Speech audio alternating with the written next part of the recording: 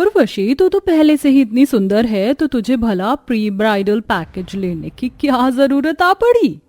यार सुंदर तो मैं हूँ, इस बात में कोई शक नहीं है, लेकिन मैं अपनी शादी में और भी ज्यादा सुंदर लगना चाहती हूँ। सुनने में आया है मेरी 4 नंद हैं, कहीं वो मुझसे ज्यादा सुंदर हुई तो? उर्वशी बिल्कुल अपने नाम की तरह ही सुंदर थी।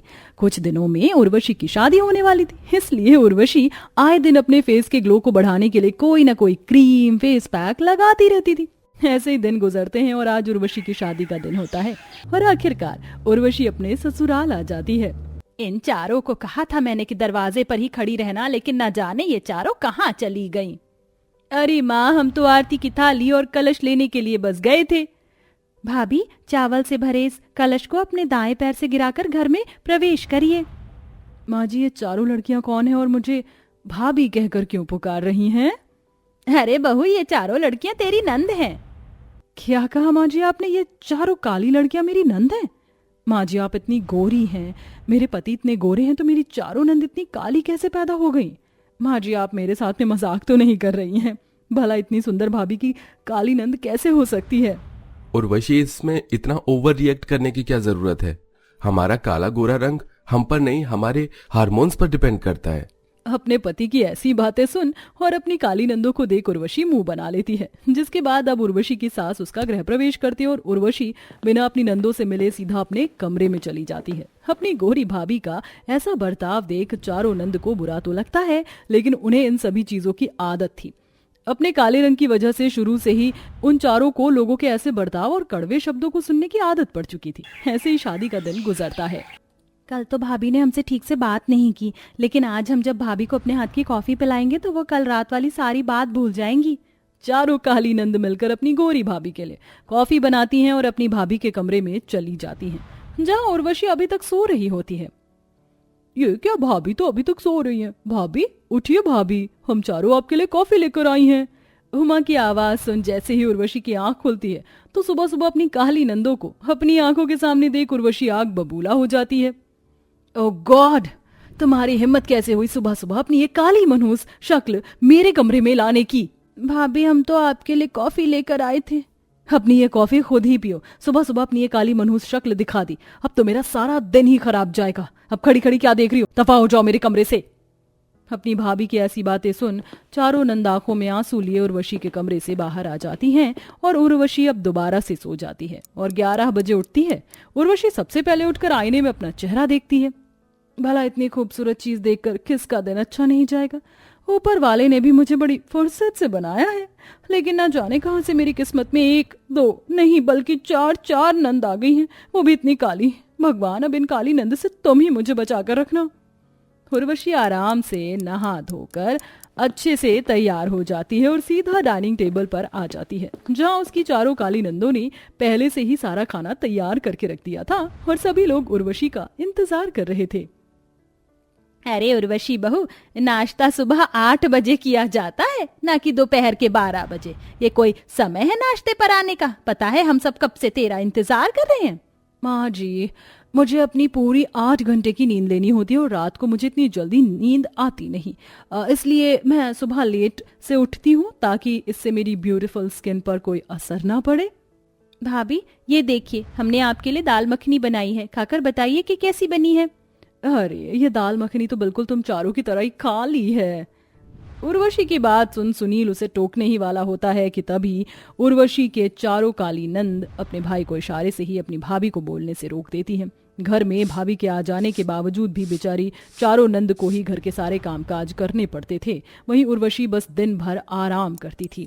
उर्वशी, ये देखो, आज मैं तुम्हारे फेवरेट एक्टर की मूवी की टिकट लेकर आया हूँ। ओह माय गॉड सुनील, आपको याद था?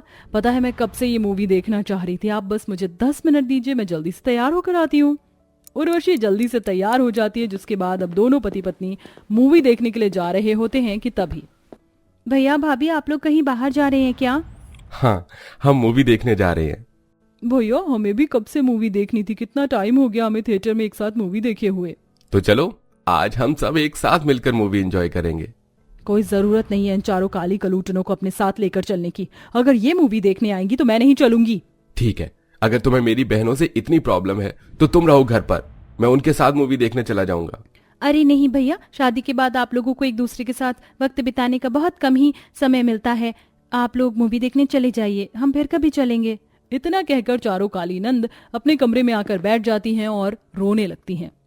सबकी भाभियां अपनी नंद को इतना प्यार करती हैं, उनके साथ हंसती बोलती हैं, घूमती हैं, लेकिन एक हमारी भाभी है, ये तो हमें देखना भी पसंद नहीं करती। अगर हम भी भाभी की तरह गोरे होते तो वो कभी भी हमारे साथ ऐसा बर्ताव नहीं करती। ये सब हमारे काले रंग की वजह से हो रहा है।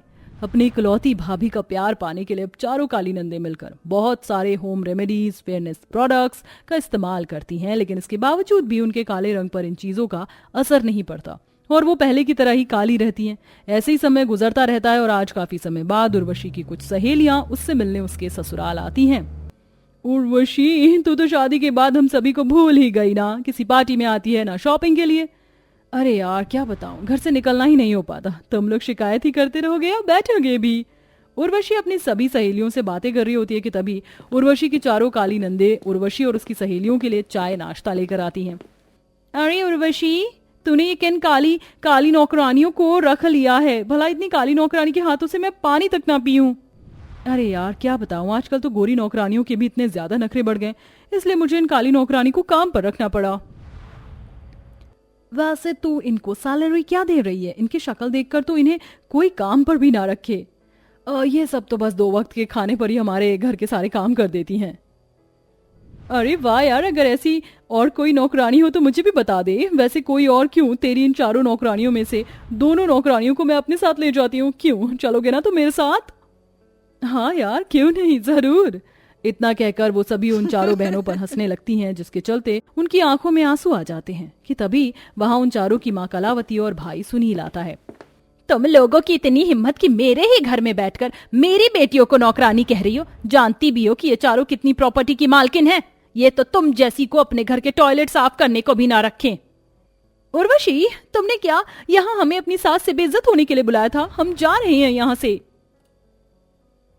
हाँ हाँ जाओ, किसने रोका है? आखिर तुम लोगों को आ जाती है मुफ्त का खाने के लिए। अगर आइंदा मेरे घर के आसपास भी ना दिखी ना तो टांगे तोड़ दूंगी। कलावती की बात सुन उर्वशी की सभी सहेलियां गुस्से में वहां से चली जाती हैं, जिसे देख उर्वशी कहती है, माँ जी, आपकी हिम्मत कैसे हुई मेरी सहेलियों से बदतमीजी करने की? अपनी माँ से उर्वशी को इस तरह बात करता देख सुनील उसे एक जोरदार थप्पड़ मार देता है। ये मेरी माँ है, आज तक हमने इनसे आंख में आंख मिलाकर बात नहीं की है और तुम चिल्ला रही हो? तुम जैसी लड़की तो ना ही किसी की बहू बनने के लायक है और ना ही किसी की भाभी और पत्नी। चली जाओ यहाँ से। रुक जाइए भैया, इसमें भाभी का कोई कसूर नहीं है। कसूर तो हमारे काले रंग का है। आपको भाभी को घर से निकालने की कोई जरूरत नहीं है। भाभी को हमसे प्रॉब्लम है ना, हम चारों ही ये घर छोड़कर चली जाएंगे। सुनील और कलावती उन चारों को रोकने की काफी कोशिश करते हैं, लेकिन वो नहीं रुकती और अपना सारा सामान पैक कर अपने गांव वाले पुश्तैनी मकान में रहने के लिए चली जाती हैं। उन चारों के जाने के बाद सुनील और कलावती और उर्वशी से अब बिल्कुल भी बात नहीं करते। यहाँ तक कि अगर उर्वशी उनके सामने आ जाए तो वो उससे मुंह फेर लेते हैं। ये सब देख उर्वशी को काफी ज्यादा दुख होता है और वो सीधा ट्रेन पकड़कर गांव में अपनी नंदों के पास पहुंच जाती है। अपनी भाभी को देख उर्वशी की चारों नंदे काफी खुश होती हैं। भाभी, आप ऐसे खड़ी क्यों हैं? यहाँ आराम से बैठिए, हम आपके लिए चाय नाश्ता लेकर आते हैं। अपनी नंदों के साथ इतना सब कुछ करने के बावजूद भी उनके दिल में अपने लिए इतना प्यार देखने पर उर्वशी को अपनी की हुई सारी गलतियों पर पछतावा होता है। मैं जानती हूँ कि मैं माफी के लायक नहीं हूँ, लेकिन मेरी गलती की सजा तुम अपने भाई और माँ को मत दो। मुझे माफ कर दो, वापस घर आ जाओ। भाभी, आप हमें ऐसे हाथ जोड़कर माफी मत मांगिए, आप तो हमारी माँ समान है। चारों काली नंदे मिलकर अपनी इकलौती गोरी भाभी को चुप करवाती हैं, जिसके बाद भाभी उर्वशी अपनी चारों काली नंदों को लेकर वापस घर आ जाती है और अब वो सब एक साथ हंसी खुशी रहते हैं। तो दोस्तों, क्या लगता है आपको, क्या काला होना एक सजा है, जैसा कि हमारी स्टोरी की इन 4 नंद के साथ हुआ? उन्हें अपने काले रंग की वजह से अपनी गोरी भाभी और उसकी फ्रेंड से न जाने क्या कुछ सुनना पड़ा। तो आपको क्या लगता है, क्या हमारा रंग खूबसूरत होना चाहिए या स्वभाव? हमें कमेंट करके जरूर बताएं। साथ ही आप भी किसी ऐसी काली गोरी नंद भाभी के बारे में जानते हैं तो हमें जरूर बताइएगा।